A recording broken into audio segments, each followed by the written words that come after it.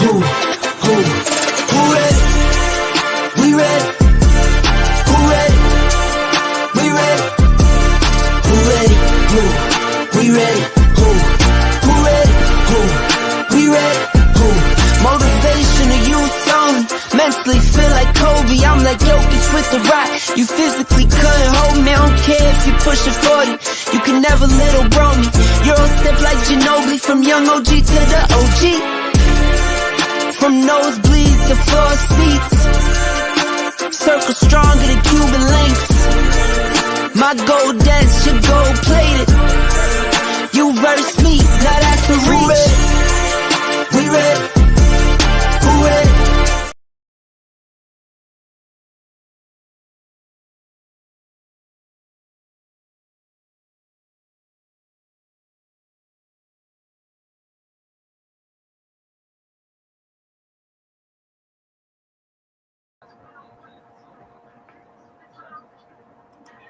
Hold on a second. Hey guys, sorry about being a little late right now. We got Trey Fur here today. I'm sure the other guy should be coming up soon shortly. So I hope the resident dinosaur, aka RP, will make it up. This is TBN Tech. Black David, can you hear me? I can hear you. Can you hear me? Yes, I can hear you. What's up, man? What's up, man? Hello, everybody. Good evening. Yes, sir. Good evening, everybody. I'm excited, man. This is. I know. It's a week. Yes, sir. I'm excited, man. This is a sad time of year for a lot of brothers, man. Football ended, man, and you gotta find something else to do, man. You know, it's time to get out there and get them shoulders loose, man. This is that time, man. I'm excited, I'm man. in New York City, in Cold City, and you have that's all kind of earthquake in Texas. Yes, sir. BMU. Thank you, brother. Yeah. Black Man Unfiltered.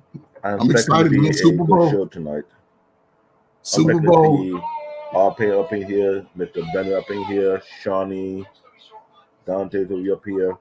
Maybe we have a surprise guest. I don't know. Who knows might pop up. This is Super Bowl weekend. I'm excited, man. How you feeling, brother David? I'm good. Oh yeah, I realized Hank would have been up here, but he had a podcast that's already started around an hour ago. Oh, it's all good, man. I'm excited, man. Ready to shoot. I've been thinking about. Who we have in the audience besides we got Mr. Payne.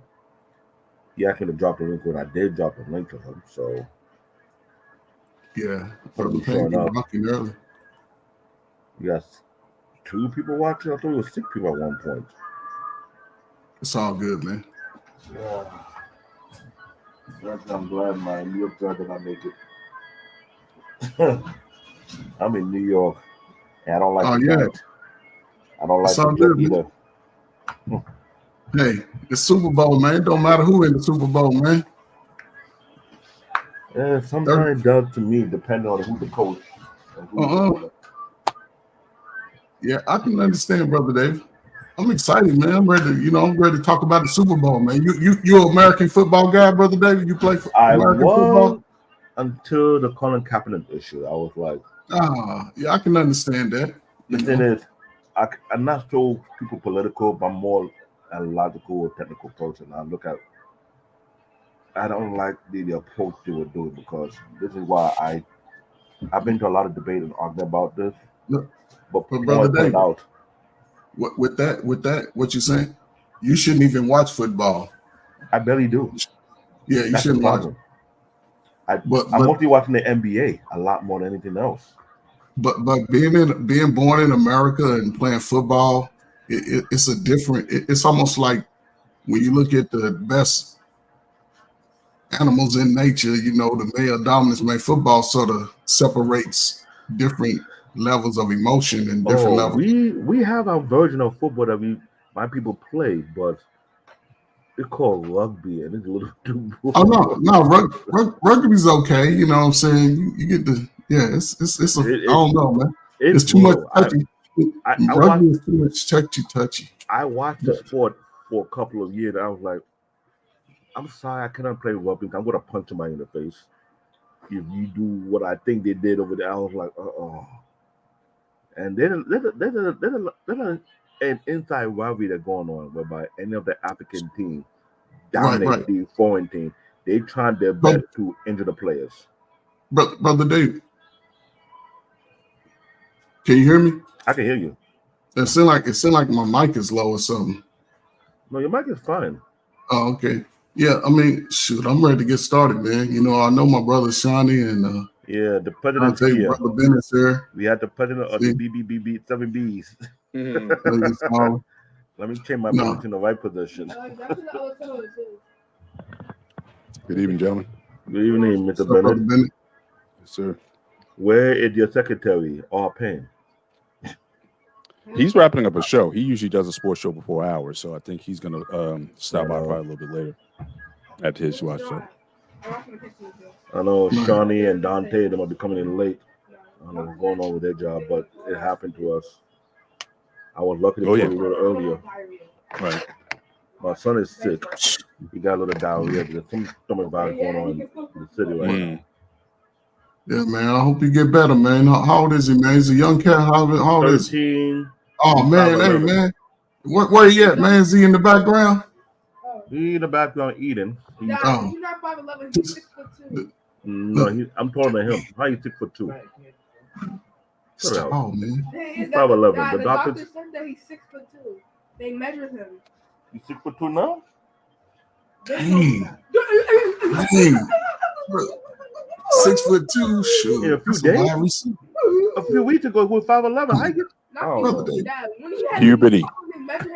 Man, 6'2", 13. Yeah. Man, that's Jerry Rice right there. You should see if he want to play football. Want to go to bed early? Oh my God. Okay, cut it out. My daughter. What's up, brother Bennett, man? How you doing, man? I am doing well. I like that background, man. I like that, man. Yeah, he represented. He's like what he Super Bowl show, so I still representing. Ride or die. Man, brother David Stalling, man. I was ready to get started, man. Get us started, brother Bennett, man. Let's get us rolling. What's up, man? Leave it for you guys.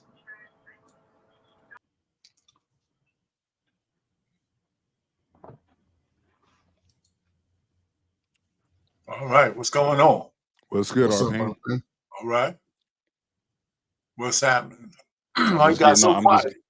I'm just getting off the clock. Just getting here, man. I need to get back on right after the show is over, so I still got. I only could be here for a short period of time myself. So we're all ready for the Super Bowl. That's the point, man. There you go. It's like a dull period. If these 2 weeks.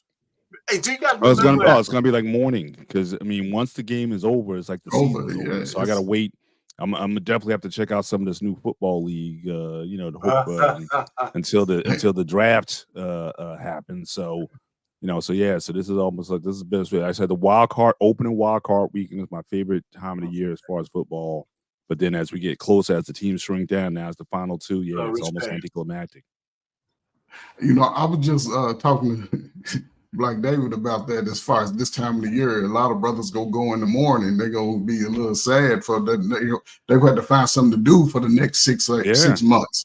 And so I was just telling him, like, because he said, of course, he didn't play American football. So I'm like, it's a different time.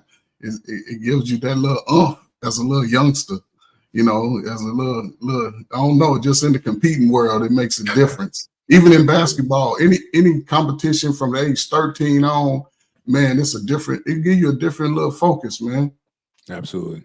Hey, so let me ask you a question. Let me ask you guys a question now. Sure thing. Do you guys remember when they had the 1 week period between the championship games? How many years did they do that? Just for like 2 or 3? No, it was always 1 week. That was the old style, yeah. Probably the. No, but I know when they went 2 weeks, didn't they go back to 1 week for a little while? I know it was 1 week before, but I thought they. I don't think so. I think when they changed the rule, it was changed forever. Yeah, I don't recall them going back to 1 week at any time. Okay, all right, okay, all right. Yeah, but that was that good old football. That was when they can clothesline you. That's when they can clothesline you. And it's another thing on that whole thing about the other football league that's coming up. I could never really get into those, man. After this is over, I mean, some of the football is good, but I could never really get over.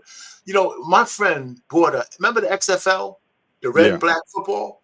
Yeah. I was with him. He went into Modell's and bought 2 of those in the package. The regular football. Never opened them, and I was saying to myself, I should buy one too because the league was getting ready to fold. He still got those 2 You're footballs. hedging your bet. You're hedging your bet. He I don't know still what got that would those- be worth today, though.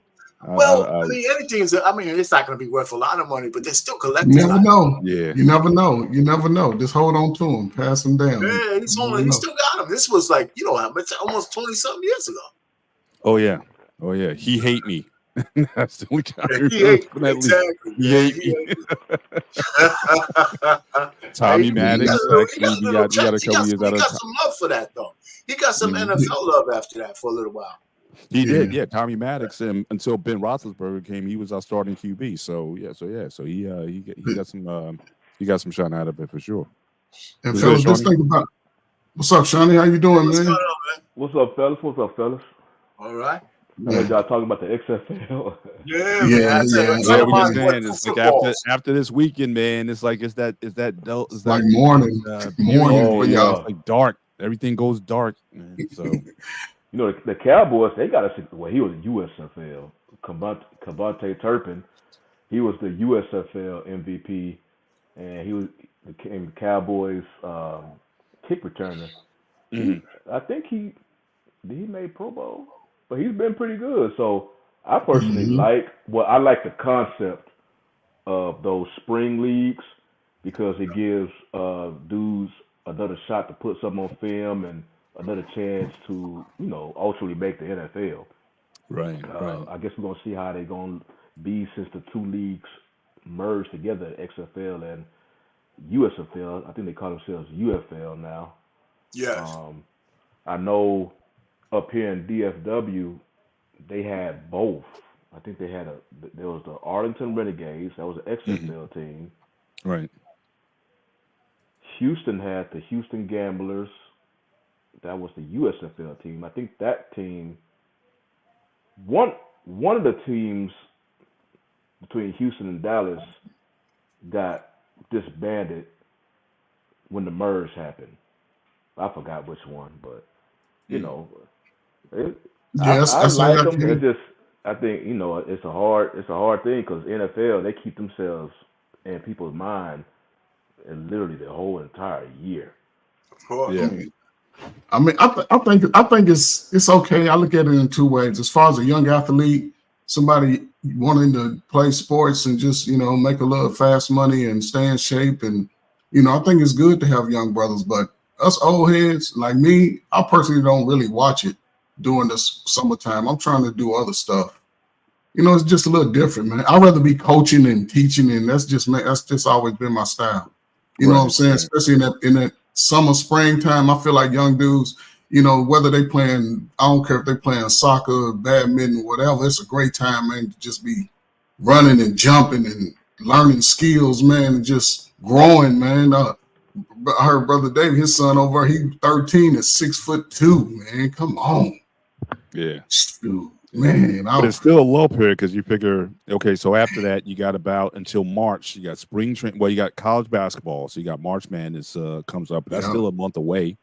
And then you have spring ball pitches and catches, you know, in March, and then April 1st is when the league opens up. But then it's 162 games, man. I mean, nothing is even relevant until August.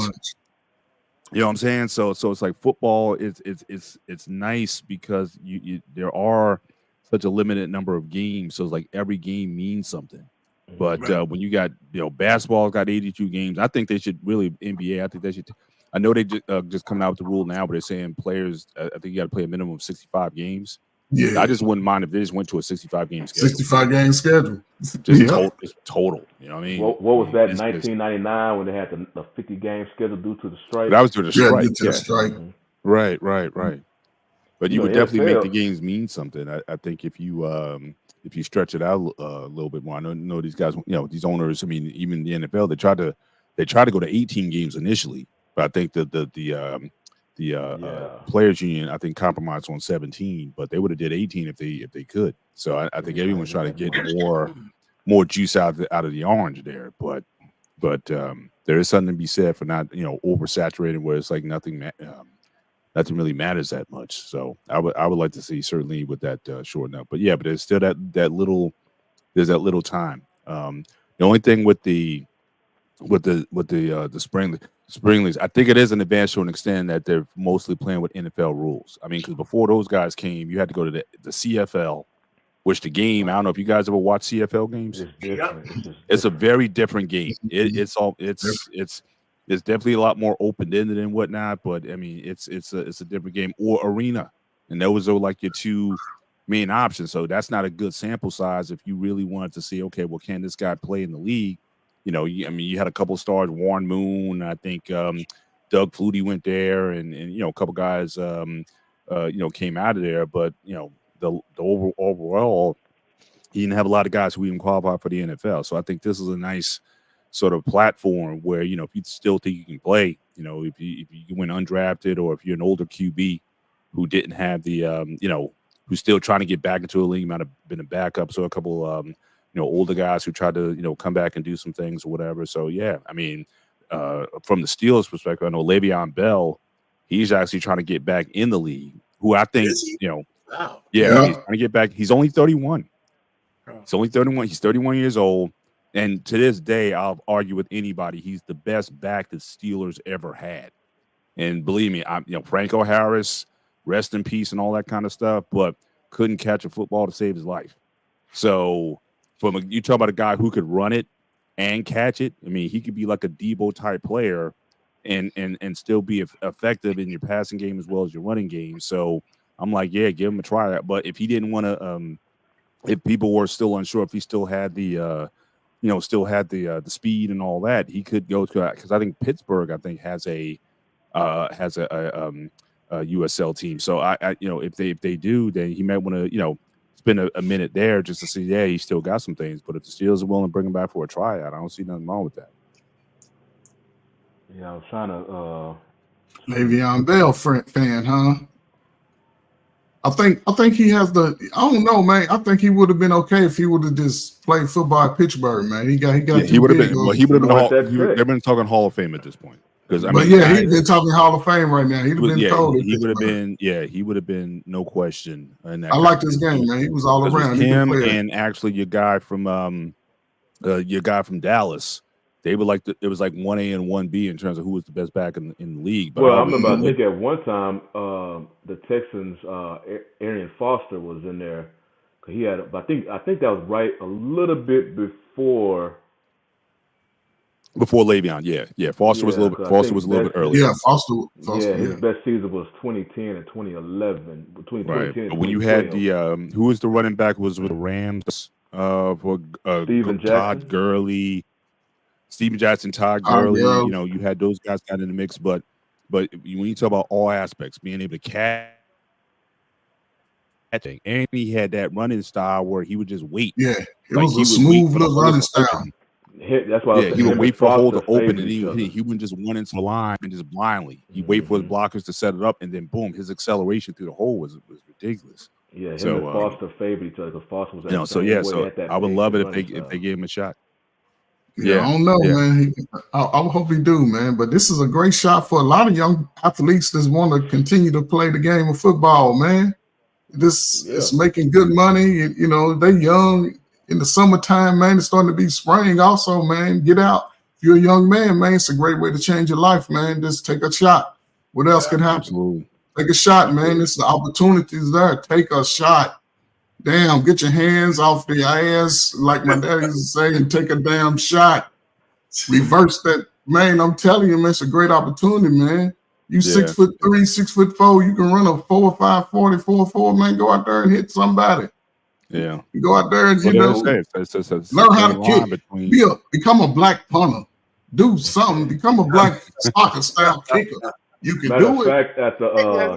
At the gym I work out at, it's a Renegades.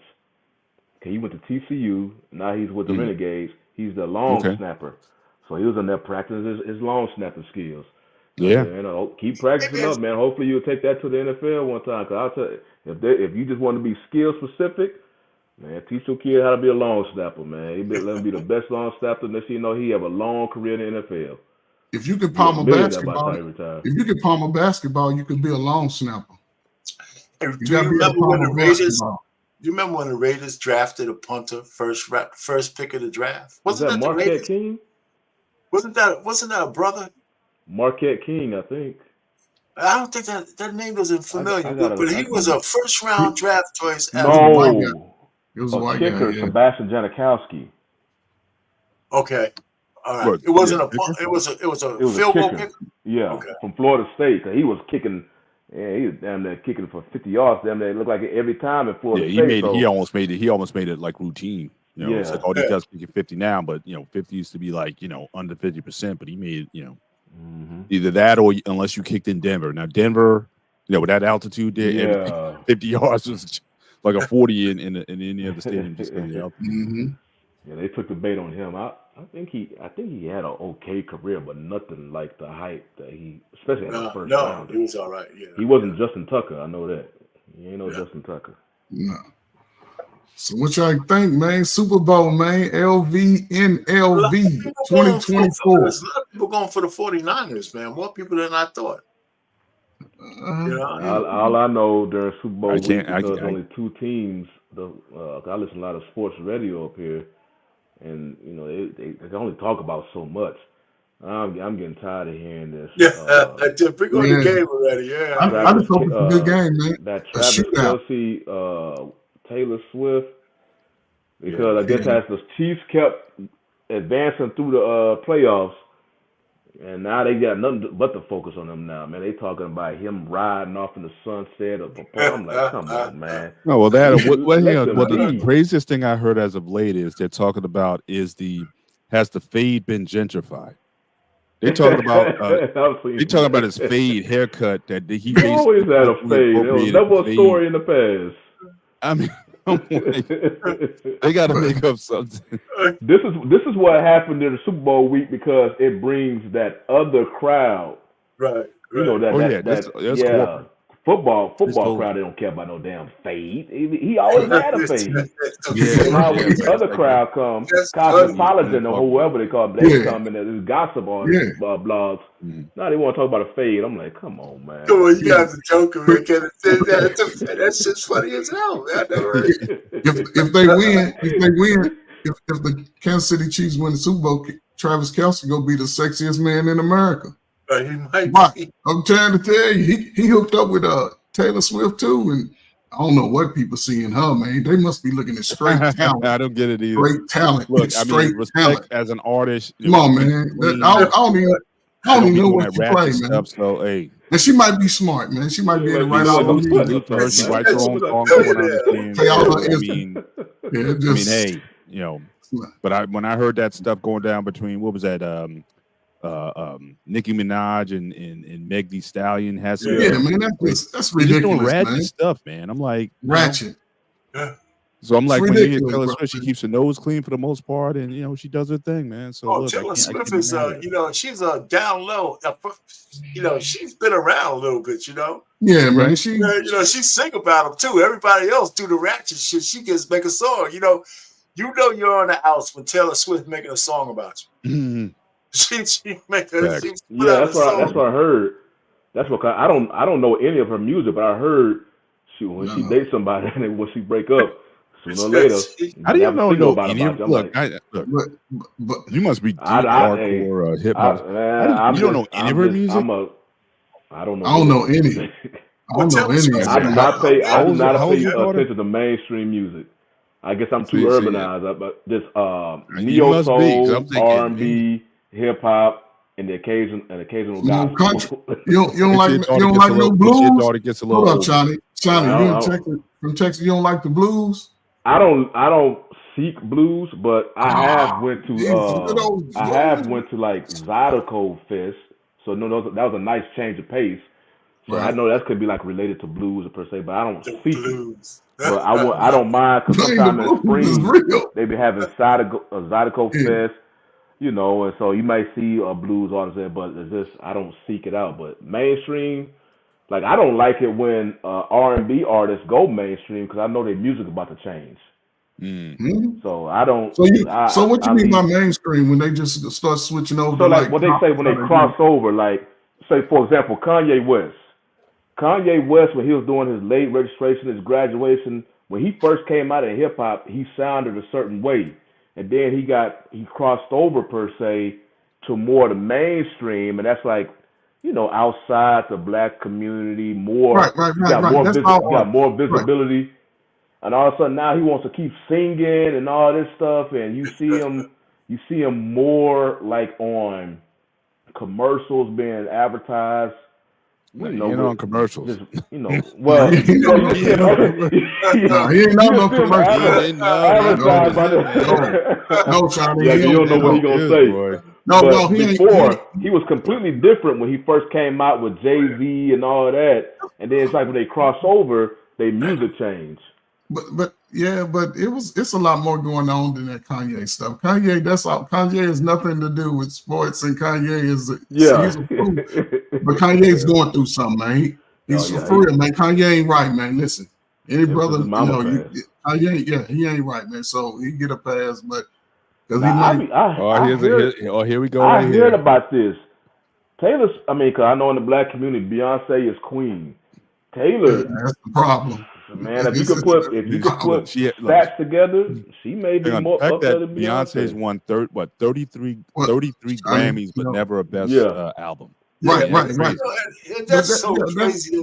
That's the chaos. Feel out of that stupidness, man. She got 32. That's crazy. But that's the definition of the community. Oh, here we go. I'm the editor. I just want to bring in some stats about this Beyonce Taylor Swift thing. Taylor Swift has the record. If you want to Google it, guys, real quick on your cellular devices, she has the Guinness World Record for the highest grossing world tour in music history. $2.1 billion in ticket sales. Beyonce topped out at 300 million. So. Also, Beyonce took her concert to theaters, and it made $45 million. Taylor Swift, $450 million. Taylor Swift tickets went on sale. They sold out worldwide in 10 minutes. It broke the internet for 3 days, right? Because she's a wholesome name. She's made $400 million for the damn Kansas City Chiefs in the last. How do you get more wholesome than me? You can't get more wholesome than Beyonce. How's Beyonce? Get out of here! What I'm saying is, like, you want to bring in who's bringing in the most revenue. I mean, I think, like, look. Obviously, she's going to have an advantage in that being mainstream. Now, look, if Beyonce didn't come out with that album, Lemonade, maybe so. Maybe people got off her because she was maybe a little bit too black and renegade and Lemonade or whatever. So. That might have took some of the shine off. I don't know. But you gotta understand that Taylor's white, so her thing is still broader than Beyonce's. Mm-hmm. But Taylor Swift still got that Taylor Swift got that face that the older people love, but the younger people are infatuated with. Like she's still like that little. I'm not talking about sexy. I'm not talking about sexy. Infatuated? No. I'm not talking about sexy or nothing like that. I'm talking about she's still like that damn 13-year-old girl with that guitar in front of that microphone. I don't know. They love her. I'm gonna cut this, man.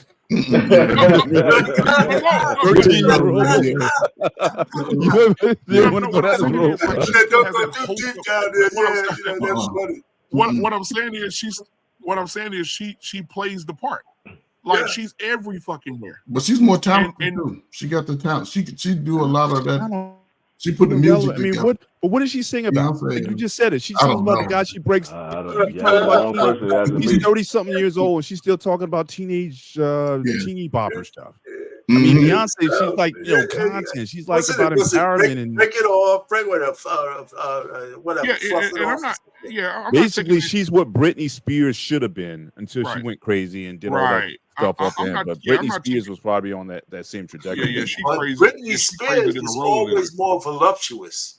See, they all look the same, man. Ain't nothing special about them. Man, they all look the same, man. She was always sexual. She was always kind of sexual, And she did that with Rihanna. Britney Spears was in the takes you street. out. That alienates you from a lot of people, man. She did that. That's thing the thing. I never looked at SNL. Taylor Swift as being sexual at all. Like, No, exactly. she doesn't get on stage. She doesn't gyrate. She does. That's right. I mean, She's even not Miley Cyrus went left and went, doing all that crazy somebody stuff mentioned on Britney stage. Spears. That's why I said Britney Spears would have never been that big because she went sexual. She did this record S&M with Rihanna. Come With on. Rihanna. And that's what With Rihanna. Mr. Bennett got a point. Taylor Swift never went sexual, bro. That's And right.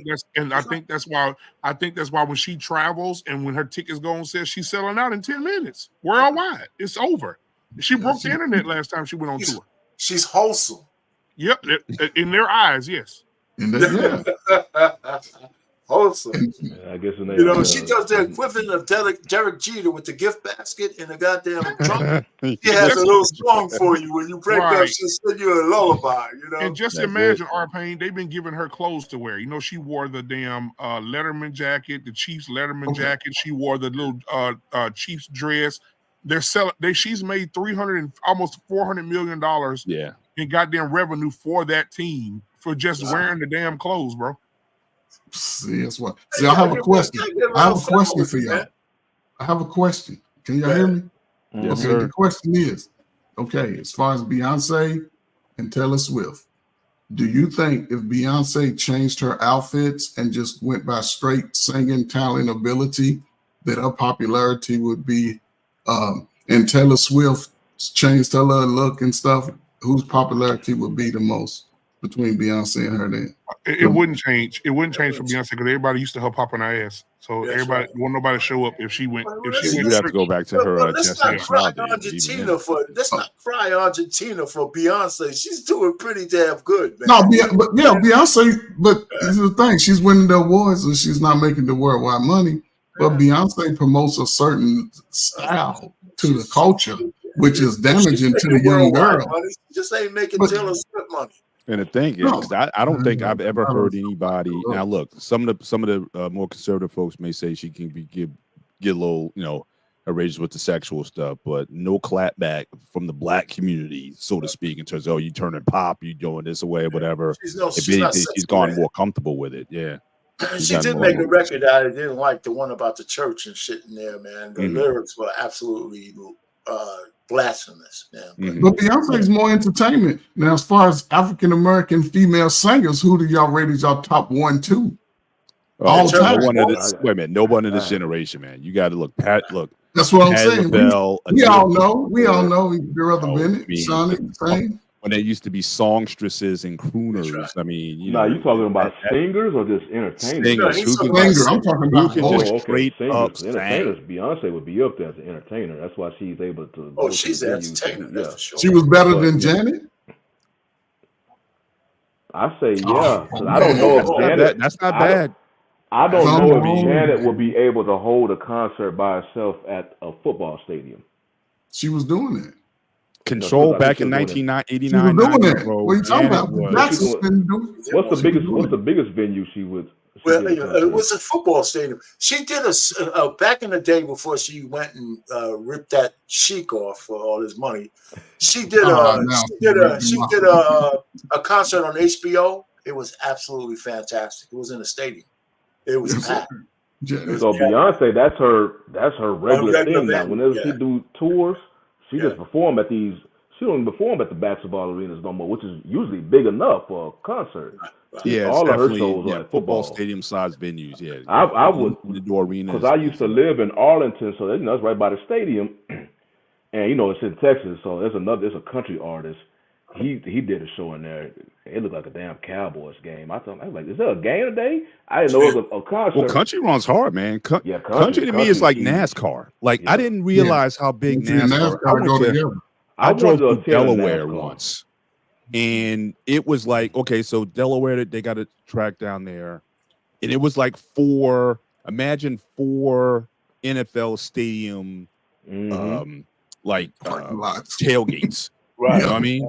It was just like the other. I'm like, my gosh. I mean, you had to have like 150, 200,000 people down there. And Delaware's not even one of the biggest tracks. So I don't Talladega or you got Texas Motor Speedway up here. I picture it's like it's like going to a race car event. It's like homecoming. All these RVs and all that. They go, that's what I'm saying. They go up there and just camp out. Of them. I could not believe that was the first time in my life that I really had an appreciation. Because I mean, I watched it. You know, I'm more of an IndyCar guy, like Indy 500. That used to be. I used to look forward to that every Memorial Day weekend. So I was definitely more an IndyCar guy than a NASCAR guy. But when I saw that, that's when I realized how big and how popular. But it's because I'm in Jersey, you know, we don't have that kind of. I think Pocono, they may have a little race out here or something, but you just have no idea how big that, you know, it's big. Yeah, that crowd is, man. It dwarfs. I think in a lot of ways it dwarfs the NFL. I mean, you know, they don't have as much and stuff. But when they have their races, them people show up. They got one in the one in Texas. Where is it? Near Dallas? It's Texas Motor Speedway. It's just basically North Fort Worth, so it's not far from. Okay, so it's not too far from where you're at. 40-minute drive, but right, it's right off a main highway. So if I was to go up there during a race, the traffic is deadly because it's the main highway going up there. Because them people, they know the schedule. You know, they just like a football schedule. They know the schedule, and they will. I think they go. I think they camp out there, especially if they have an RV, like a week in advance. Wow. Oh, they travel out. They pack up. Hey, gentlemen, I got a split, man. I got to go to. All right, put your pick in. All right, so give you your final. I was going to do that. I got the 49. Not the 49. Damn, that's a Freudian slip. I got Kansas City. Everybody's hitting me with the 49. I got Kansas City by 6 or 7. I'm going to say 7. All right, give us a ballpark score. So what you got? 21-16 or higher scoring? What's your over-under? I got 27. I got 28 to 21. Okay, so over under 50, but it's around about 49. Gotcha. Yeah, so under 50. I think it's going to be under 50. So I mean, I'll catch you guys on the replay what y'all have, but I got to split, man. But appreciate you, man. Hopefully it's a great game. That's all I care. That's all I hope so. Yeah. Even if it's posted in a touchdown, that would be fine with me. Hey, and what's up? What's with the new look though, man? I see you growing the beard and goatee in. I want to see if it, before I would never even grow like this. I would cut. I had to do some other things, but I wanted to come in, and if it's real scraggly, I'm gonna shave it. But I want to see if it come in so I can do my Ronnie Irie. I'm trying to. Shawnee didn't want you to be alone, bro. So with these clean cut ball head brothers here, so he's trying to make you feel comfortable here. Yeah, go ahead. What you say? Brother Payne, listen. Since you got a baby beard that you're trying to grow, right? It's important to make sure you groom it and get some natural oils on it. Groom it. Yeah. I'm telling you, if you want to sort of grow out, you got to sort of just get you a little. I know. Man. I mean, I gotta be brave enough to do it. Stop rubbing it, man. Stop rubbing it. First of all, I wouldn't have been rubbing if you didn't say nothing. With your baby beard, man. That's the thing, man. Trying to grow that itch is real, man. Yeah. You better grow. Okay, gentlemen. I'll see you guys later. All right.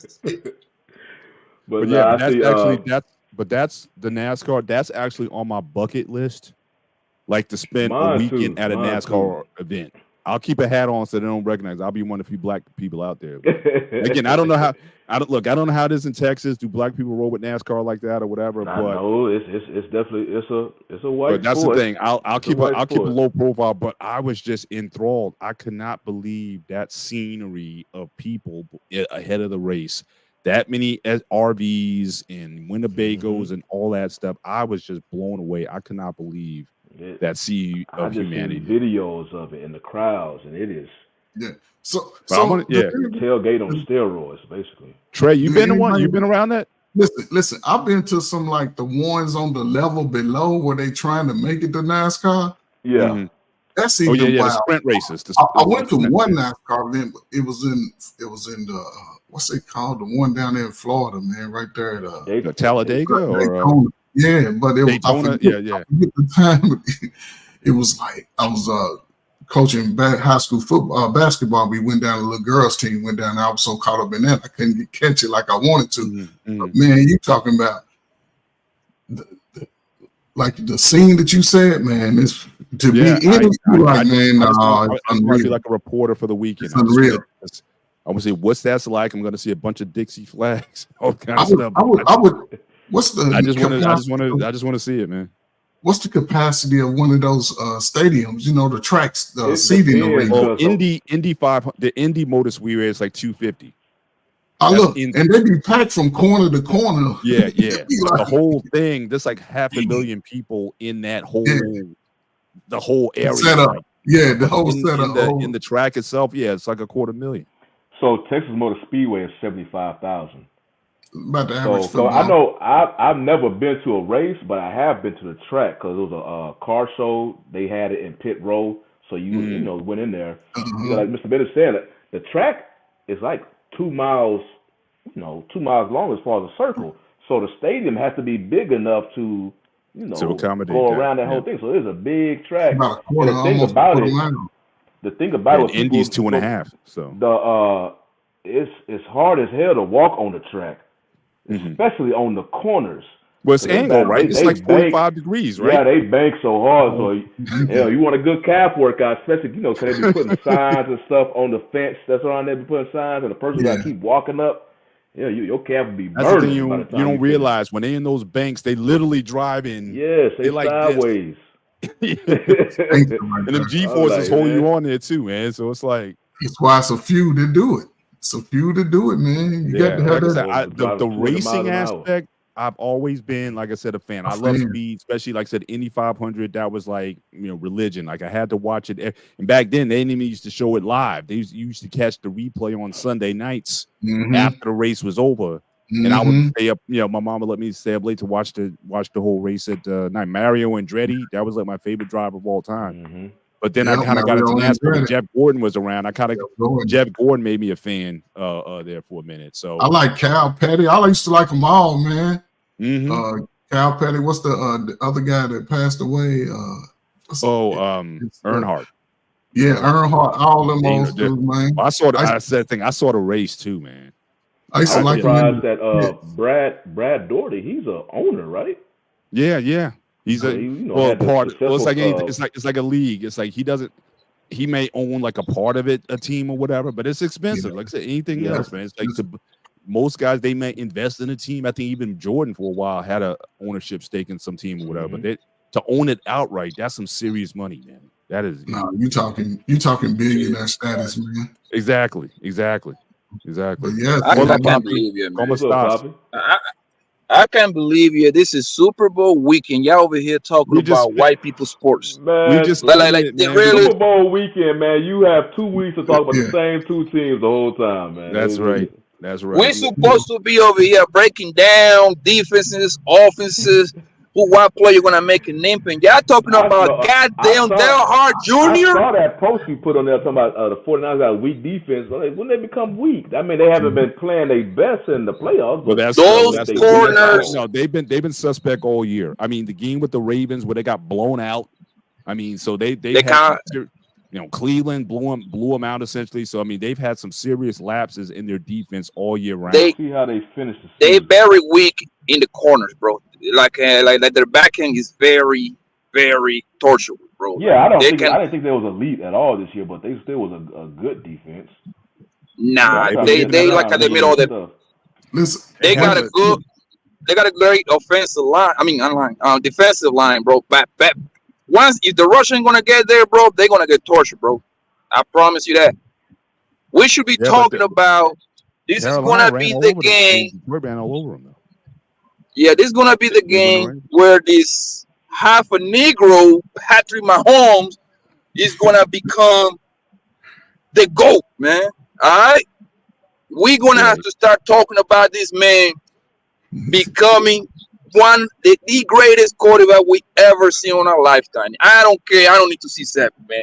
If he gets to 4, it's good enough for me because he gonna break every passing record to ever exist, bro. Okay. I mean, if injury doesn't get in between, of course, right? So y'all over here talking about racing cars and shit. Like, what's wrong with y'all, man? Like, y'all losing your marbles, man. What we got going on over here, man? See, just warming up the show, man. With 20 minutes in, man. Yeah, we gotta let this shit Dad percolate. just We got keep an hour and a y'all half tight, here. man. What's up, man? Hey, look, How y'all doing? How y'all doing, man? so you one of those Doing guys good, that brother. when Good the to see you. Super Good to Bowl's see you. over, brother, when the Super Bowl's over, you gonna be going in the morning, man. What you gonna do after the Super Bowl, man? You gonna I find know, something else right? to do? Yes, we trying to make the moment last until because once that moment comes, man, we're gonna be depressed. By After 10 the p.m. Super Sunday Bowl, night, I'm gonna be depressed. yeah, Win or don't worry whoever about it wins. because that's when the NBA season become better after the All-Star weekend. See, So I can't rock with NBA because I got March Madness around the corner. So one, I'm trying to see if my Rutgers team is either gonna be an NIT or they're gonna get into the tournament. If they can get to 18 wins to get into it. They got screwed last year; they didn't get in.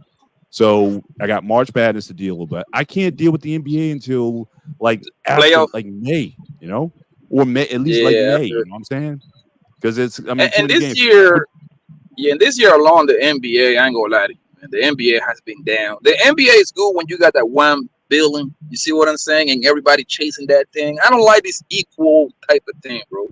Like Yeah. I like one thing and the other 29 things shooting at that one thing. That's what I like. Like when Golden State had those glorious years, what it was like 6 years in a row, 5 years in a row, something like that. Yeah. I like that Starting Chicago 2016, Bulls, man. yeah. I was little, but I remember the Chicago Bulls. I was like extremely little. I was a baby. Do y'all think it's a correlation between, because right now we in this era of NBA players not playing every game, whether it's injuries or whatever the reason, but they're on the court. And when the NFL, the NBA community wasn't really happy about when the NFL decided to play some Christmas games. NBA usually had that day to themselves. Right. So the NFL would add that extra game to extend their regular season. But you think it's like a correlation between because I think if you look at the numbers, I think the NBA is doing perfectly fine, but we don't always have access to those numbers. That's a front office type thing. But just from NBA the eye test and whatnot, you just don't hear. Don't say that. It's like the NBA gets now people trying to put attention to it, but it gets so much overshadowed by football that it's kind of it's in trouble. It's kind of like don't say that. If you look at the numbers, the front office they will say all this other stuff is great. The thing with the NBA right now is, bro, the NBA salute players, KP, by the way. Good to see you, brother. Salute, guys. Salute, fellas. The NBA players are so into this quote unquote woke type of thinking that they pushing so many fans away. Player empowerment. Like there are, it's corrupting the league because you're watching a guy that's been over the league for 20 years still crying about where he wants to go every week, every month. They shipping a whole team away, or every year he getting a new team, and the players have that much power. So it's an imbalance because the fans are looking at the league like there's no continuity. And then there's no continuity as well because you don't have the college players feeding into the system the way they used to. Like the NBA, you have no identifiable faces with the NBA going global. They've gone global, right? The only marketable guy that's homegrown right now is the guy that had the gun not that long ago. Ja Morant. That's the young guy. That's the young guy that's marketable after Steph and LeBron leave, right? If you just look at the NBA. Yeah. I'm just giving you a look at the NBA. Yeah, there's no all the other guys. Yeah, there's no face right now. Guys, they play, they pick and roll. Everything that Mr. Bennett and Trey Ferg used to watch in their day and we watched when we was coming up, they play basketball the right way. The other guys, if you give them the ball, they got to do one-on-one street ball. And everybody get to watch them. Yeah. I mean, is listen, y'all think like old guys, man. Like, come on, man. Nah, brother. The reason why the NFL, the reason why the NFL is so it got the fans by the balls is because every game count in the NFL. It's only 17 games, and every game pretty much count. In the NBA is 82 or 81? 82, right? So you giving your superstar player 82, your superstar play 72, 70 around that. I think that's good because you. Excuse me. Oh, okay, you're saying he's playing 72 out of 82. That's what you're saying? The average star player in your team should be playing about 70 games. You see what I'm saying? Take 12 games off because you don't want to like run that guy to the ground when they play, because the playoff is literally like a half a season. It's like 3 rounds before you get to the final. Well, It's 7-game series, right? Poppy, we can't argue that the medicine and all that's better and all this other hyperbaric and all of this stuff is better and then give them days off, right? Yes, because those guys are bigger, stronger, and faster, man. Like, man. So when you pay for your season tickets, you expect to go to a game and not see the guy that you paid to see. Yeah. Well, you can see it with the street clothes, man. Like that's good enough. Take a picture with them. But I think the way that they plan it is, if your thing is sorry as hell in your city, you shouldn't see my goddamn start over there. That's what I'm taking my day off for my start. That's the way I would do it. If you with that, I can tell by you a Bengal, so you in Ohio. You're in Ohio, right? No, I'm in Kansas City. I'm a Bengals fan, but I'm in Kansas City. Yeah, you got that trash ass logo thing. You should be ashamed of yourself for even putting that up, man. That's a disgrace, man. But look, if you in Ohio, you shouldn't be seeing Kevin Durant. You shouldn't be seeing Joel Embiid. I will rest every star that comes through Ohio, because that's a shitty state. They shouldn't have a team, Poppy. They shouldn't. Yeah, they should move it somewhere else. I agree with you. They should move it. Ohio doesn't deserve nothing. That is. See how illogical that is, guys. So essentially, you see what I'm saying? It's no point of revenue sharing then, Poppy. There's no point of revenue sharing. The revenue, no, you got to take that to your honor in your local state and tell them put up a better price. No, listen. As far as whether you play basketball or football, whether you're 17 trying to see if you want to go to the next level, you playing the sport, learn how to play the sport correctly, practice daily, work on your physical health, work on your mental health, learn how to shoot a jumper, a finger roll, learn how to grab the ball off the rebound if you're playing ball, learn how to get your vertical jump up, work on your passing game, your dribbling game. Football, hit the weight room, stay off the snacks, stop chasing people, catch the ball, run the ball, practice at the top of your ability, and never know. And keep your school grades together. A, B average. If you smart, be smart. A nerd is the biggest money maker as he graduates college. The lame is the dude that don't want to see you succeed and you just defeat yourself.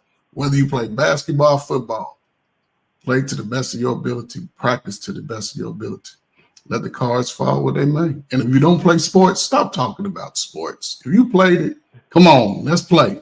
Let's go teach them. If you play sports, basketball, football, baseball, why not go play baseball? 185 million. So you one of the people, like, if a person didn't play a particular sport, they shouldn't have a voice or opinion about that. I mean, you can talk about the Skip Bayless. That's the Skip Bayless argument. You can talk about the semantics of the game. You can talk about the semantics. So I guess head coaches in these pro leagues, some of them did play like at a lower level, like high school, but some of them, a lot of them didn't play professional. But I ain't talking about professional. I'm just, even if you play high school, I ain't talking about just being on it. But most guys that play football, when I played football, you wasn't just on the team. You was trying to get in the game, whether you play offense, defense, win both ways, whatever. You know, that's the look at this new style. I don't believe in having 20 players. If I had a team just starting out, if I got 30 players, all 30 of them playing, even if all 30 of them are getting run in the ground every day, but eventually they go catch on because I'm gonna practice them like they the beast. But what I'm saying is, if whatever league, whatever age you are, whatever style you want to play, just play it to the best of your ability. You know, but think about it, if you didn't play it, now you can talk about how to do certain things, but you got to be able to demonstrate it. And if you can play it, you can always translate it to the player. And then the rest is the motivation, because if the leagues is changing, especially basketball, a lot of young brothers ain't getting out here running and jumping like they used to do 10, 15 years ago. If you 15, 16, man, why not run and jump? Learn how to run and jump. Jump the hurdles. That'll teach you how to jump. Just do it. Just be young men. Think about it, Sonny, man. You was probably 5'10" and 170 pounds in high school, just mostly neck. You have a neck like that? Do you have a big old neck? I was like a typical 5'10", 175. You know, I looked like I played football because I was a receiver. And then, football in the fall, ran track in the spring. So I look like a typical high school athlete. Yeah, so 5'10", 170. Yeah, that's about normal for a track guy. Look, you ain't do all that extra stuff that they do all summer. You did it a couple of times, and look, you always stayed in shape, dude. Now, sometimes I do wish that I would have had like more, I guess, push or focus, or even hell, the opportunity to do some of those off-season type workouts. I know sometimes I guess it may depend on the parent how they may push the kid, because those workouts, extra workouts can cost money sometimes if you try to go to like a facility. But yeah, I basically just I played during the season. Once school started, okay, I played, and once school was out, I wasn't. You live life. Yeah, you work and stuff. Yeah. But see, think about all these young brothers who got that opportunity. They can just take it further. Well, it goes back to the combo we was having last week about basketball players, and they with this AAU stuff and how, and it goes back. To tie it back to what we were just talking about, how the NBA is not. It's a bad product, it don't feel man. like it's like what it used to be as far as the popularity and stuff. I know it's still popular, but it feels watered down per se. And I don't know if it's Mr. Bennett or KP brought up the whole fact about college basketball. I always thought because them, brothers just going in there for 1 year and they getting out. You don't know who they are, but they in the league. Yeah, definitely. Yeah, and they're trying to develop themselves in the pros instead of they should have been developing themselves in the college ball. So not only that, but you got so many sources where guys are coming. They're bypassing college altogether. I mean, now you got these, like I said, with LeVar Ball, he's got his league. Like all these guys are these players leagues that guys are going to straight out of high school. They're not even they're bypassing college altogether. Now the NIL may get a couple guys to stay a little bit longer, but now you got those. You got the European players that are coming in. But as far as the anticipation, like me and Trey go back to Bird and Magic in '79. So we knew when those guys were coming in, it's like we knew then that the league was about to change. Or when Jordan came out. Well, even Jordan, I don't think anybody expected. I mean, Jordan was good, but when you had Worthy and Perkins on those teams, we knew he was going to be good. We didn't know he was going to be that, though.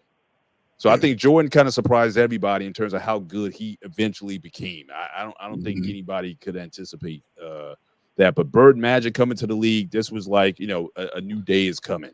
Now it's very difficult to track college players today and say, okay, this is the guy and what team he's going to go with or whatever. I mean, but again, football's got that on lock because again, with the football, who the Heisman guys are, who the guys coming out. You already know people got their mock drafts in terms of who's coming out already. But the NBA or basketball in general, you don't know who's going to be star playing. Your star could be like it's in reverse though, or something. Actually, it's in reverse. I think it's easier to pick who's gonna be that guy in the NBA than NFL, man. Like, come on. If we're gonna talk about buzz, I think the NFL, like everybody knew that LeBron was gonna be LeBron. That man was on the ESPN magazine.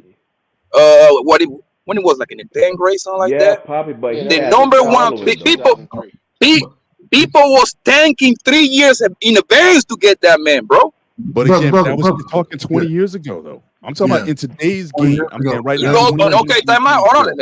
I was going to go down the list.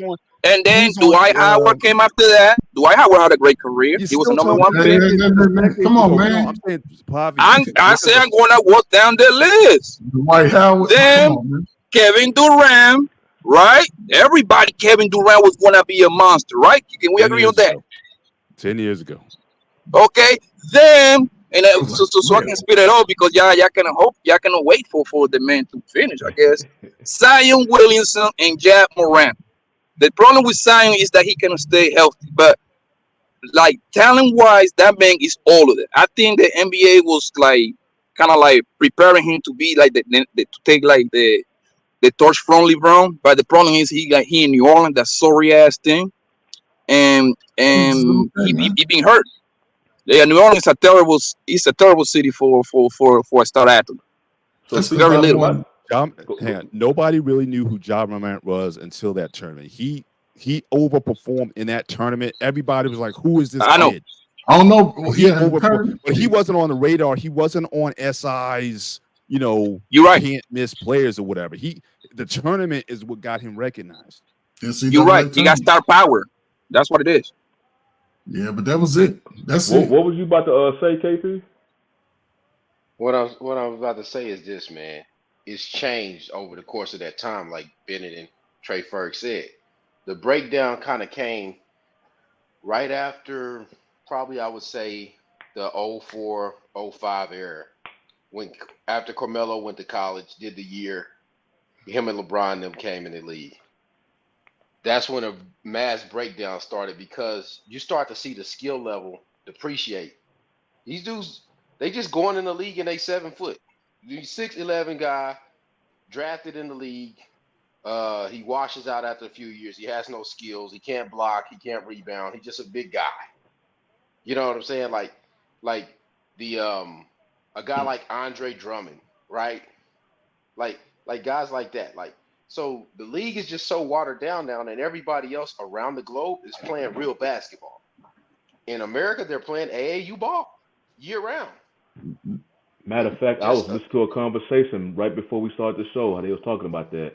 Here in the States, it's all about athleticism for the most part, while overseas, because if you think about just the players' bodies, here in the States, we put a lot on our athletes. We got all these facilities, so they all cut up and whatnot, and they real good athletes, but the fundamentals is not as strong because it's all about athletics, the dunks, the flash per se. Now overseas, their bodies all the time don't look like their contemporaries here in the States, but they Jokic. Yeah, and Jokic, Luka, like a trucker, Luka, some other even I can't think of. It was a point guard for the Suns. I can't think of his name no more. But Dragic, yeah. They but they real good fundamentals. It's almost like women's basketball. How women's basketball don't have the they don't have the athleticism as men, but their fundamentals, I guess on average, is higher because they focus a lot on the fundamentals. Well, European basketball, they focus a lot on fundamentals. So now when they come over here in the NBA, you can kind of see if they have the skill set to keep up with the player, the NBA game, you kind of see a separation a little bit, between European until the American players develop per se, so that then they be kind of neck and neck. It goes back to what I was saying. American players tend, because the European players, they get development in their respective professional leagues. And here in the States, they like, okay, you only spend 1 year in college, so that's okay. You cut off short that development. So it's kind of like you get an on-the-job training in the NBA. So you got to go through your struggles or whatnot and get developed in the professional league when you should be really making more of an impact. The same thing happens even in the travel leagues, though, because travel league, you can only really think about a year at a time. If you're that good, someone's going to recruit you to play for another travel team. So you don't build that continuity of a team that you would, like you said, in the Euro leagues or what have you. It's always about, well, I play on this travel team now. How can I get it to a more elite one?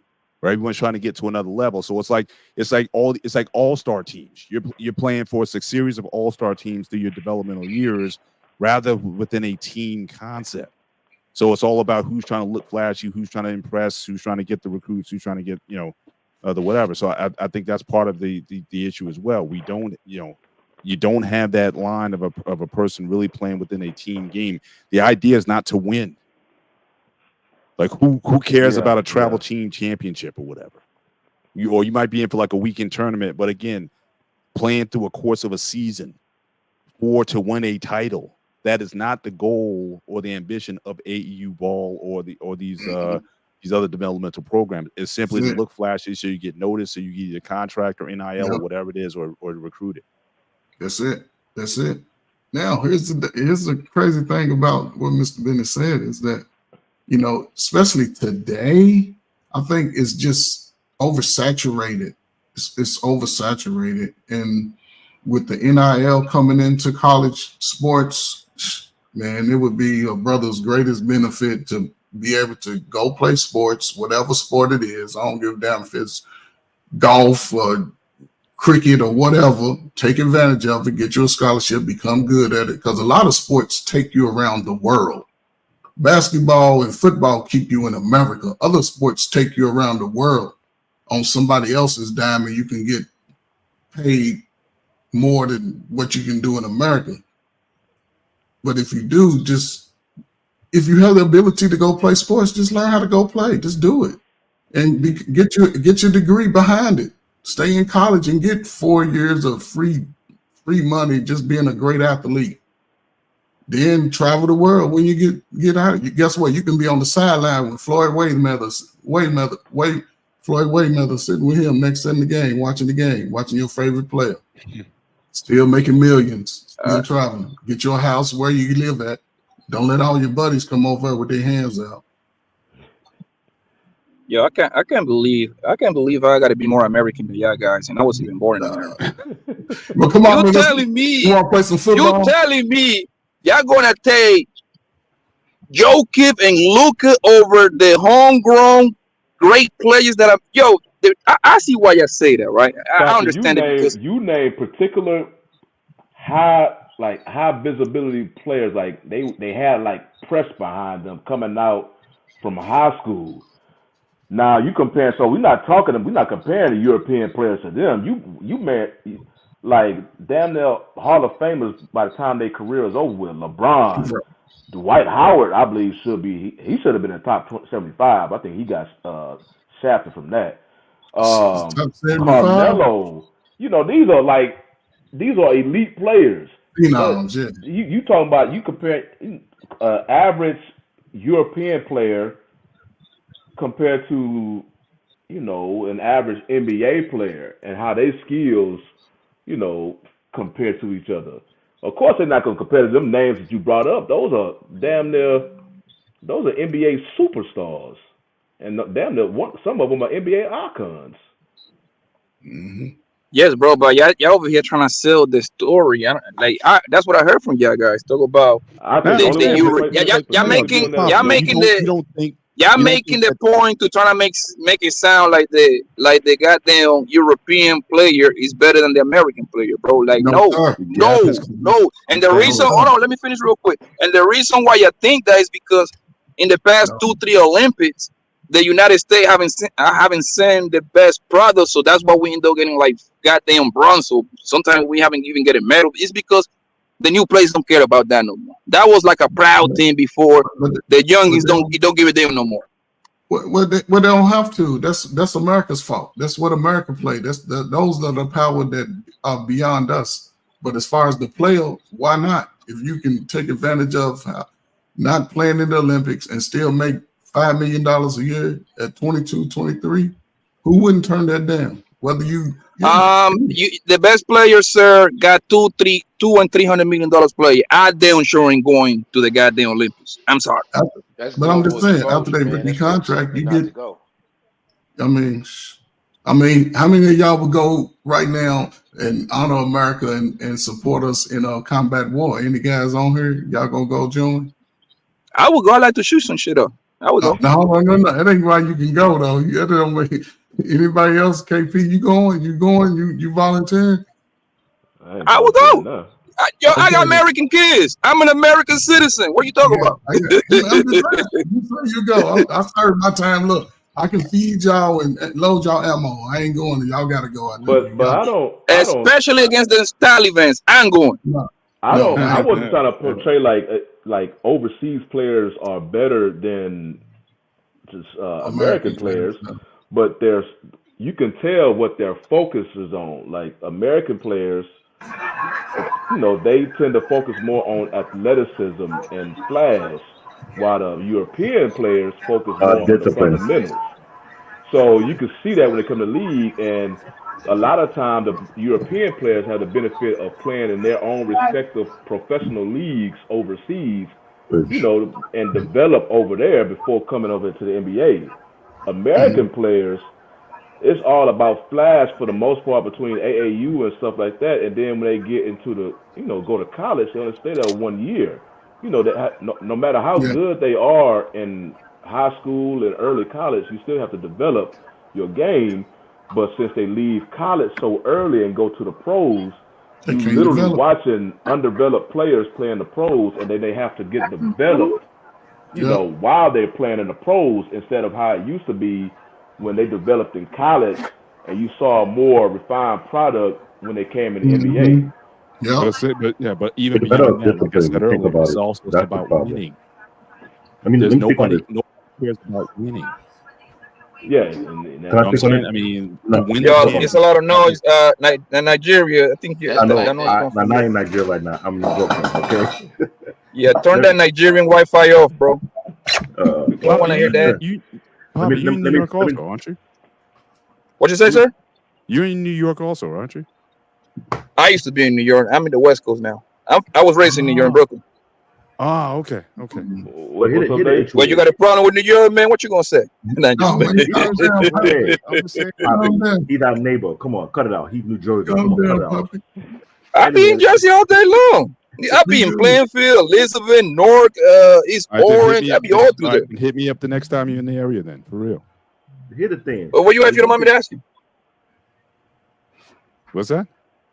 Where you at, if you don't mind me to ask you? What city? I'm in Central Jersey. I'm near New Brunswick, so I'm. Oh man, you Plainfield, whatever. Yeah. I be in Plainfield, right next door. There you go. Hit me up next time. Yeah, I got you. We're gonna go have a drink, man, and I can educate you on sports, but you don't know nothing about no sports over here, man. You good? I'll drink some espresso with you, though. European basketball players are more disciplined than the American basketball players, and the problem is it's the same too for other players from other countries, because for some kind of reason they are busting their ass to earn the respect of the older players. Here's the problem: the last United States basketball team that won gold medal hands down with no competition was those from a different era. Today's era, like you say, is all flash and everything. But here's the problem: when you play against another team, they're not all about the flash, they're very technical and about the discipline, it throws you off. I've watched the last couple of world basketball tournaments the Americans have been a part of, and I keep saying the same thing. They need a different type of coach who understands the tradition of behind basketball and let them know you could be flashy all you want, but you got to be disciplined about it. I think you're missing the point. I think the reason why the players from the Jordan era, Magic Johnson era, those players, all they had was basketball. So they have to actually, you see what I'm saying? They have to live, breathe, and sleep with basketball. Today's player, look what happened to. Hold on 1 second. Look what happened to Michael Jordan. Michael Jordan should be a billionaire while he was playing. All that money that he was making the league in Nike. Guess what? Michael Jordan retired and he has to wait like 20 years to become a billionaire. Guess what? LeBron James is like a billionaire right now. Stephen Curry, if Under Armour sold today, Stephen Curry got equity in Under Armour, right? If they sell, they got that man getting a whole bill by himself. Brother Kevin Durant, his own media stuff. You see what I'm saying? So, me personally, I'm all for player empowerment, man, because in the NFL they got those Negroes by the ball. At least in the NBA, they get to throw their way around. I don't see no problem with that. But brother, in reference to the player aspect, listen, every brother that plays in the NBA and NFL, they choose to do that, right? That's most of our dreams once we understand sports, NBA, NFL. Some doctors, lawyers, we cover all that. But when it comes to sports, and most guys, I would think that when they were young, wanted to at least, if you play ball, touch the rim, smack the backboard on the layup, dunk, or whatever. Football, you wanted to be the fastest, outrun everybody, especially if you want to be a running back, receiver. You want to catch every ball that came your way. Quarterback, you want to be able to throw the ball. I knew guys in high school throw the ball 60 yards and probably played on a team that won 2 or 3 games a year. But now they have the endorsements. They have different opportunities. But as far as the skill, I think the reason why basketball is watered down, and even with AAU, you can still develop the skills, but once they get into college and have to go 1 year, man, it hurts. And now you see that's why the NIL is trying to slow them down to stay in and develop those talents so they can catch up with the rest of the world. And believe me, I'd rather see brothers jumping 30 inches and dunking the ball like Vince Carter and coming through like Dr. J and Darrell Griffith and all that than see guys just shooting these old, because everybody ain't got a Steph Curry jump shot. These ugly little jump shots out here today, man, it's ugly. So yeah, but the reason why a lot of people feel that way is because the NBA, we don't have like that one true number one American player. And for the past 40 years, the best player in the NBA happens to be a dark skinned guy. We don't get. I thought it was gonna be Zion Williamson, but this man is worried about messing with goddamn corn stars and stuff like that. And fat, being fat as hell. I don't know how you fat. I don't know how the hell you fat when you run 4 miles a day. Like, I just never understood that. But hey, wait a minute. I guess it doesn't work for him, but it worked. Like you said, it works for Jokic though. Poppy. Yeah, but Joe, listen, man, listen. Joel Embiid is better than Jokic. I don't want to hear it. Poppy, let be honest here. It's all about the no. You play sports. Joel Embiid is better, bro. You cannot argue with me, bro, on that one. Poppy, you play Poppy, sports, we're right? not arguing with you, bro. No, we're not. Bro, you play this is sports what I'm saying. This is what I'm saying, though, man. It's a watered down product. The product is not what it was. It is what it is, bro. At the end of the day, they can try to make this game go to 160-point nights every night if they want to, and try to convince somebody that, hey, this is great basketball. Hey, man, what I'm watching is trash. Guys don't play defense anymore. You can't touch nobody. Yeah, he should average 40. Yeah, he should average 40 if he can walk down the lane. Nobody gonna knock him out the air when he dunk on 10 guys in a row. If you call a foul at half court because the guy breathed on him, nobody can touch him. We don't even see Tony Allen type of defense in the league no more. You remember Tony Allen? We don't even see the Celtics. I know it is. We don't see Roger Grizzlies and Bell Celtics defense anymore, bro. And people want to argue. He wasn't that good. A guy that scored 70 points the other night. Yeah, he scored 70. Yeah. He supposed to. I mean, I could have scored Luka 70 last week on my kids' team if they were gonna play D like that. Yep. I mean, yeah, I like it's just a horrible product to watch now. It's just bad. I don't want to watch it. I feel the same way about football when they have these high scoring games. These young players don't like to have the discipline. They want to show off, get their pay. They don't want to work for it. They say, okay, I don't have to work that hard. I get that check.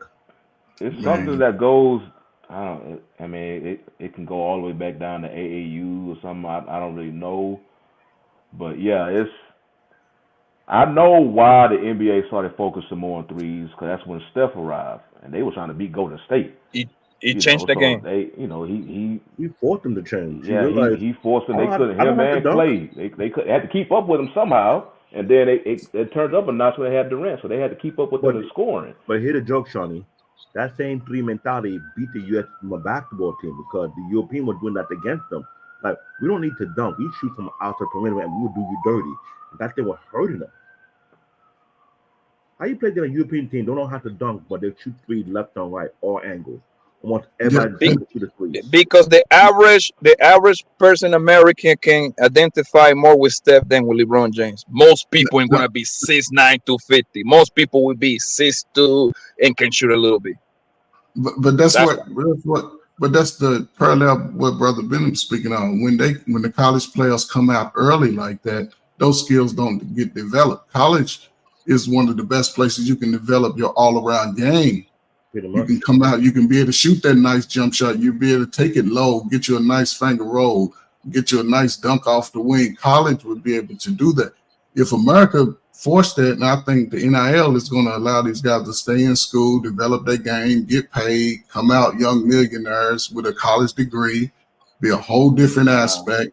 And if you one of those guys, because think about it, only 400 and some players is going to be in the NBA, period. NBA, period.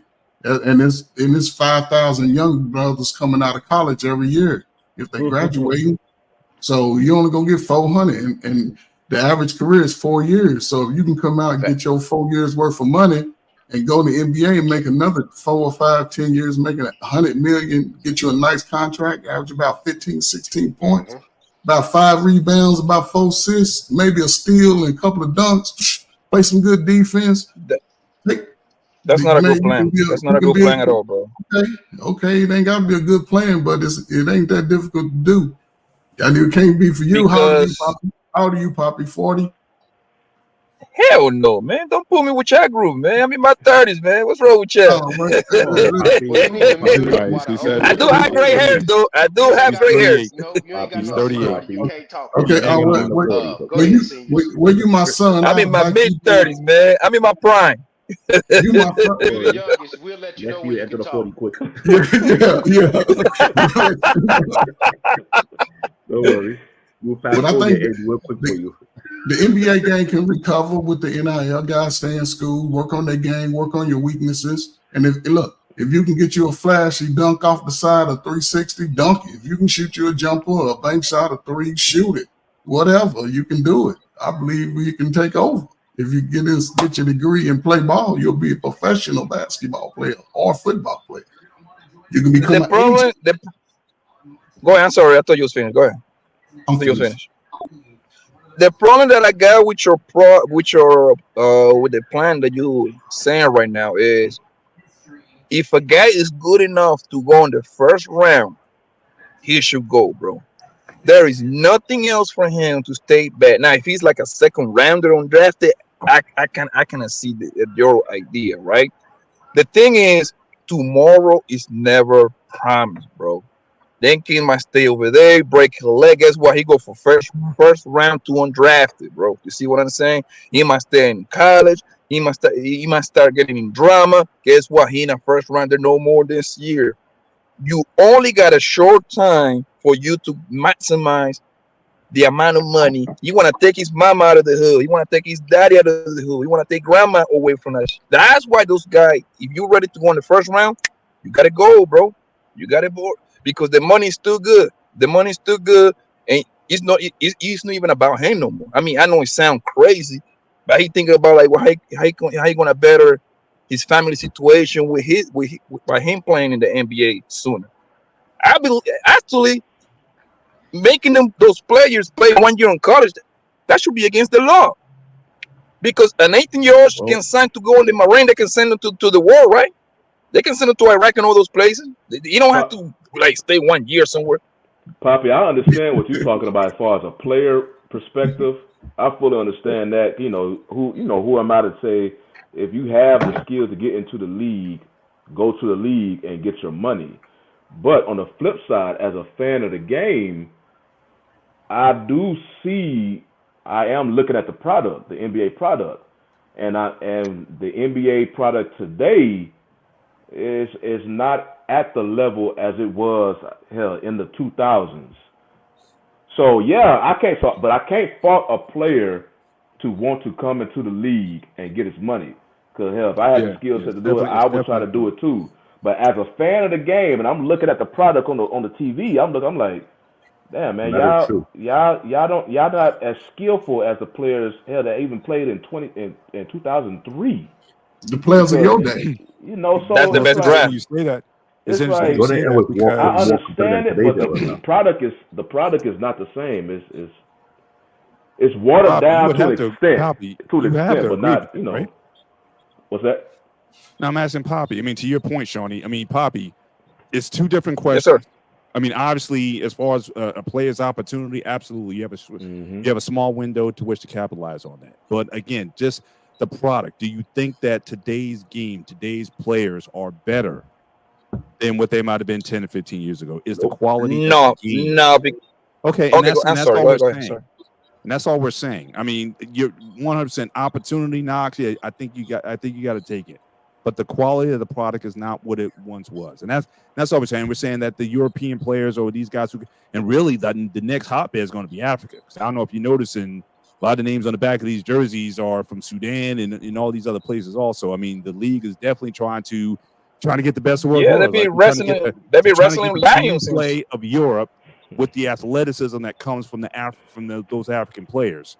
So that might be where this league is trying to go, and I think they may recognize that we want the athleticism, but we also want the team ball. So Africa might be the place where we need to start looking at for talent rather than Europe. Yeah, like I mean, if I was an NBA executive, I would be in Africa 20 years ago. They're Yo, they're already there. I'm saying they're there. It's okay, happening. but they kind of late because, bro, I will hire a African basketball player. Yo, those niggas be goddamn hunting lions. They be hunting lions at the age of 3, bro. Wrestling bears and all of that. Yo, he would be a great rebounder. You an asshole for that. But look at Black David. Black David. Have you seen Black David documentary? He was 3 years old, man, chasing cheetahs and all of that. F you, Poppy. You know you my guy, Black David, man. I beat that guy, man. We get into that point in the show. Since Poppy, you were complaining. We know he's saying that because I watch a lot of videos. There's a lot of African up-and-coming basketball players. They are putting themselves to the ringer to make sure they are best of the best before they can come over here. They're training hard day and night. They don't play around. And they take it very, very serious. Because when he says they're hungry. They're really hungry. But you know why? You want to know why, David? Because Africa #1 sport is soccer, and that help you a lot with your footwork. That's the trick. That's the trick. Look at Hakeem Olajuwon. Hakeem Olajuwon used to have everybody dancing because he was a great soccer player. Patrick Ewing too. Patrick Ewing. He Jamaican, but yeah, they play soccer out there too. But what was unique about those two? Even Giannis, them boys are 7 foot. The dude from Giannis took him forever to become Giannis, bro. Let's be honest. Giannis from Europe, but he's African. The thing about Africans, they had that what they call an invisible whip that forced them to work harder than everybody else because they're carrying their family name. So anything in sport, they had to push it. They got to. And that's the thing about it. Because anything in basketball, it'll be soccer or boxing. It's an ego thing. You see how Giannis said he's not going to go to another team to win a championship. He would stay at his team and prove he can still win a championship with his team.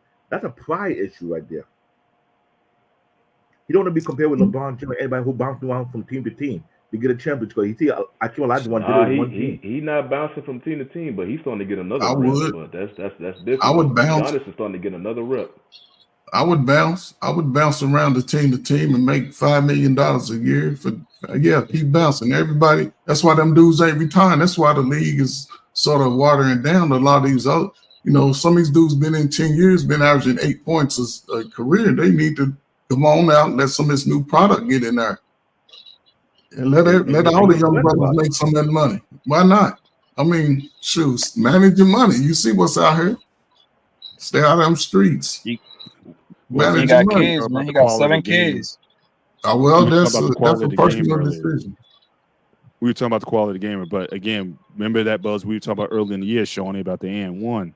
They were trying to, not the AND1, the Ice Cube's league. Was trying to get more flash and pop, and they had to kind of put the kibosh on that because the league didn't like where that was going. So again, that tells you right there that the quality isn't good. And again, people want to see those guys from 10, 12 years ago playing because they might be offering up a more entertaining product than what the NBA is giving right now. So that's another sign that things aren't good. Yeah, Brother Bennett, where's that at? It's looking like we're getting towards that time. And so I know we. Yes, sir. Yes, the moment Poppy's been waiting for. Do our Super Bowl pick. I know I only got a couple of more minutes before I have to jump off. I can hit a kid in the background. What's that, Dave? Remember what the upcoming boxing match between Anthony Joshua and Ngannou, because that's 2 African prides right there. We'll bring that up on the show. We'll, as we get close to that fight, I'll be sure to bring that up as a topic. Joshua and Ngannou. Yes, we will bring. Have an issue among bring themselves. They don't want to prove that they're better the best. They don't want to be compared with anybody else.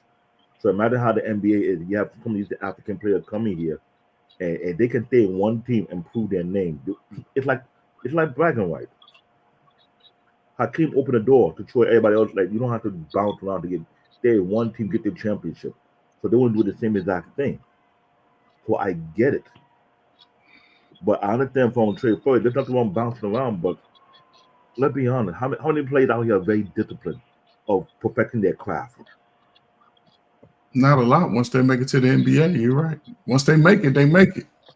Plus, a lot of that staying on one team, David. It has nothing to do with you or your talent. Sometimes that's all business moves. That's above your pay grade. Yep. So you can say do all that stuff, and then they can still trade you.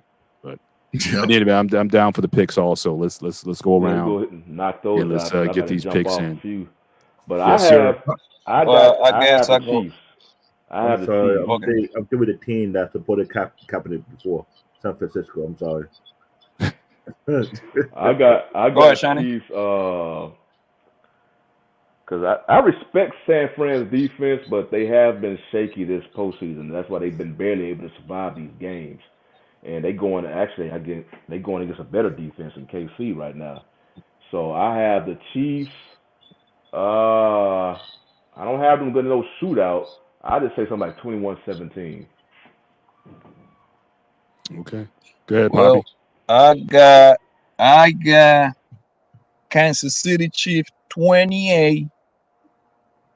I will put San Francisco around 20. I think that was my initial pick, man. I believe Patrick Mahomes, he's chasing Brady, so he know he cannot miss opportunities like this, right? I believe that man is laser focused. He know he got to get. He understand that he don't need to get to 7 rings to be proclaimed the best ever. If he get to the 4 or 5 range, you got to give him that because he's gonna have the passing touchdown, the yards. He's gonna have all of them. So if he can get, he understand. I believe that he knows San Francisco defense is torturable.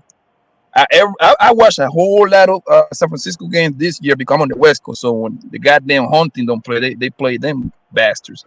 So their defense is not that good, bro. Their defense is not that good. They got what's the number 1 pick on defensive end? Young. Is it Young? Chase. They trade for him in the middle of the season. Yeah. I saw rumors they Chase Young. They get benched. Yeah, well, they should because he's very lazy. He was the number 1 pick right there, man. But hey, he was number 1. Yeah, he was number 1. He had the bare minimum working out with a 30. Your first contract is like 30 minutes when you're number 1. But yeah, at least he's gonna have some money. And yes, like I say, I think that this is the best defense Patrick Mahomes ever had in the past this year because that's one thing that always used to let him down, the defense. But this defense look legit. They need to win because everybody, the corner sneak gotta get paid. They got to Stan Jones, the defensive tackle. Those 2 guys going to be over 100 million. Most likely, one of them going to be gold. Most likely, it's going to be Chris Jones. So it's probably going to be the last time all of them going to be together.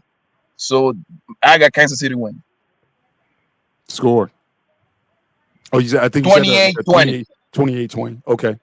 Yes, sir. All right. Trey, you want to go with yours?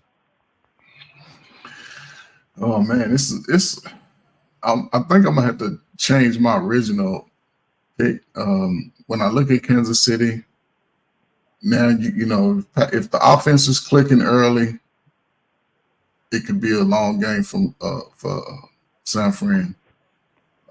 Especially with all the hype leading up to the game outside the field. A lot of times those distractions hurt the team that's playing. But Kansas City, they the world champions. They've been there before.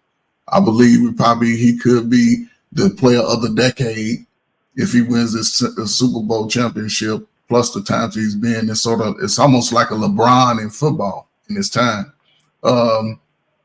Kansas City defense been strong all year, man. It's been tough. They've been playing, even though they lost a few games. I think they lost about 6 games in the regular season, something like that. So, they still in the Super Bowl, and they could click. Their offense is consistent.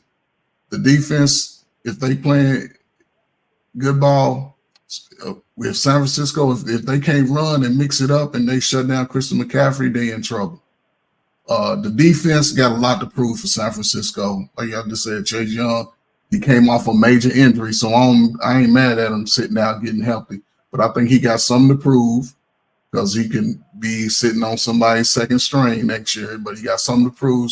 And they got Bosa over on that other side. If San Fran's offense is clicking, And the defense just got to play solid. You ain't got to do nothing fancy. I think it's gonna be a low scoring game, probably about I'll say like 2017. But I think I was going with Kansas City, but I'm gonna go with San Fran. Kansas City was my first choice, but I'm gonna go with San Fran. All right. Well, look, Patrick Mahomes Sr. arrested this week.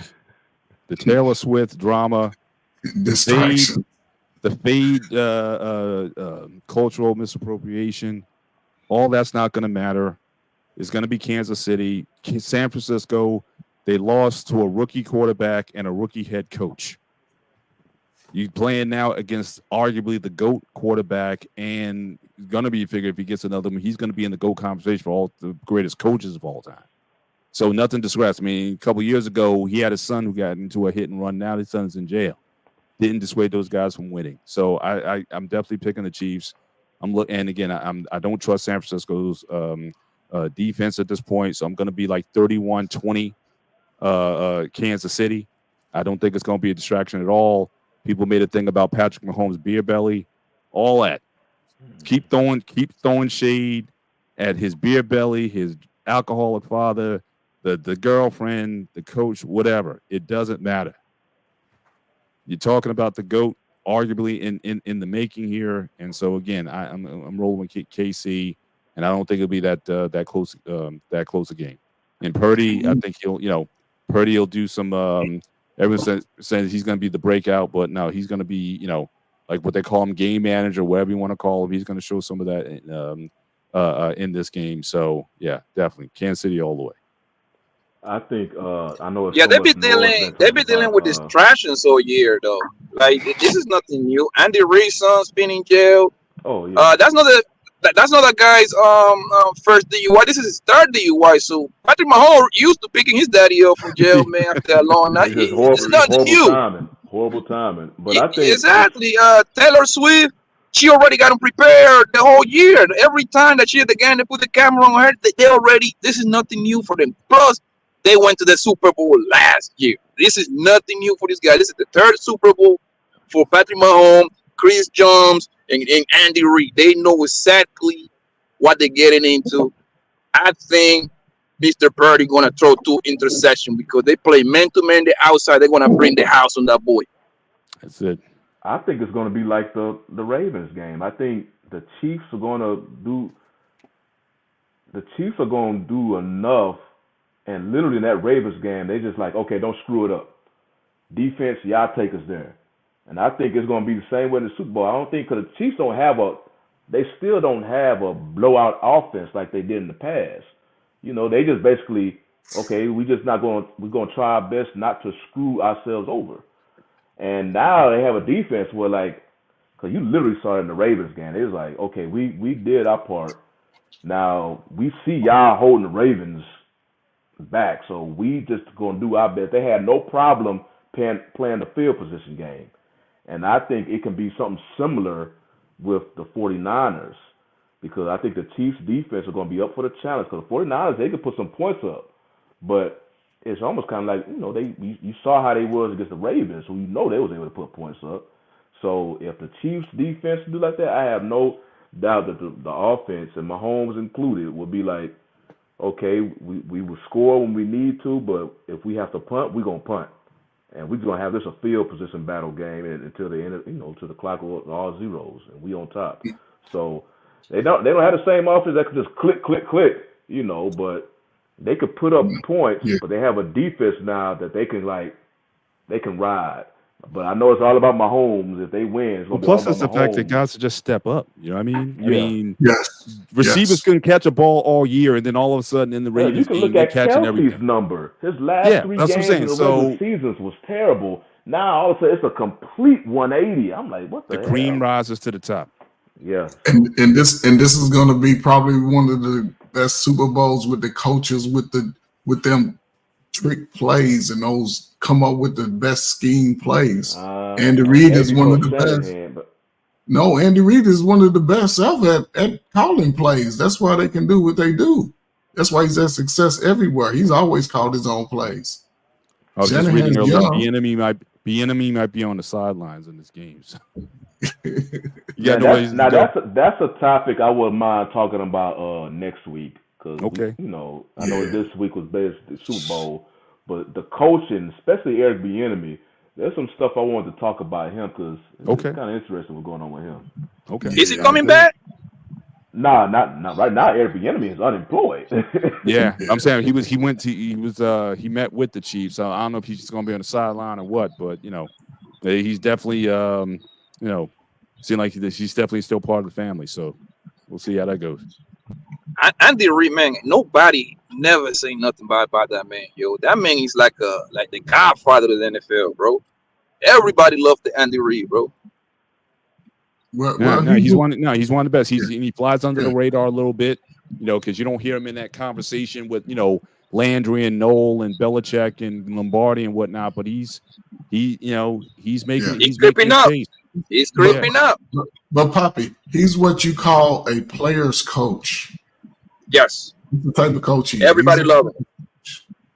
He's always won wherever he's a player's coach, but he can put his foot down when he need to. He don't let. My guy Mike Tomlin's a player's coach also. But yes, sir, he is. Yes, they put that foot down. Catch it at some point.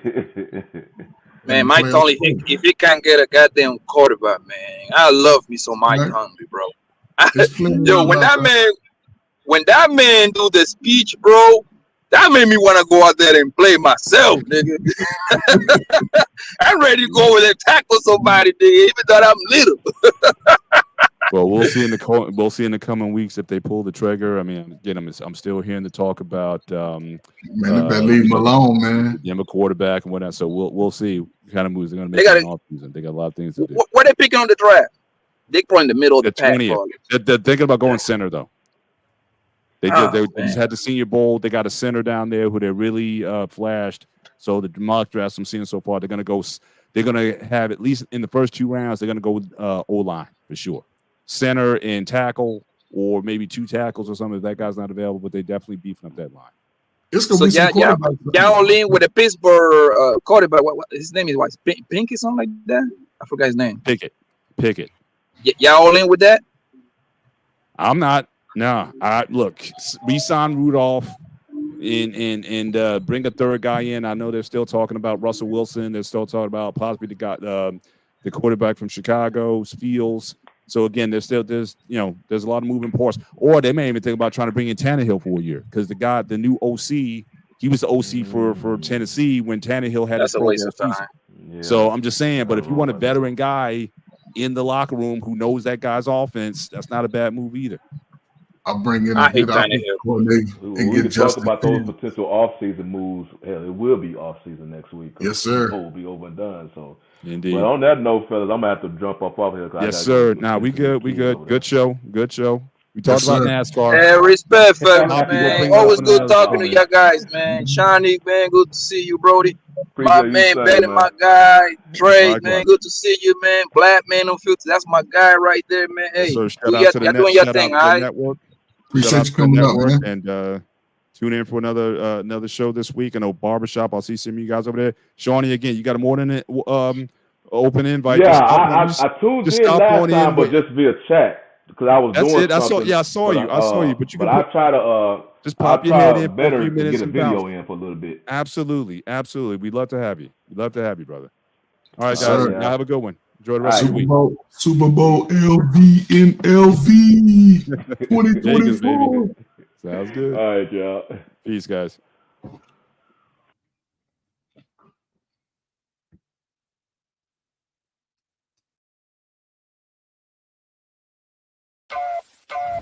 Fast lane when I pass in the street, bag of money in the passenger seat. Simcoe's been asking for me on the road from the west to the east. Way up, I might never come down, cause the coast racking up the flight miles. So high, I might never come down, so what, this is my lifestyle. Wait a minute. Work hard for the car, so that's why it's all tinted. Wait a minute. Had a real late night, woke up with my head spinning out Nashville. It's been mad real. I need sunglasses, I need Advil. I like fake moves, and my cash real. I like first place, you're in last still. Fast lane when I pass in the street, bag of money in the passenger seat. Tempo's been asking for me on the road from the west to the east. Way up, I might never come down, cause the coast racking up the flight miles. So high, I might never come down, so what, this is my lifestyle. Look, pocket rocket in my pocket, please don't make me pop it. All these boys just wanna copy the style, tell them niggas stop it. Whoa, whoa, it's my destiny, feeling like LaToya, like it found me my Beyonce, and she shotgun in the cockpit. Grinding with the team, making C notes. In my pocket still full of green, call it CeeLo. Alligator watch on me, Tim Tebow, and these haters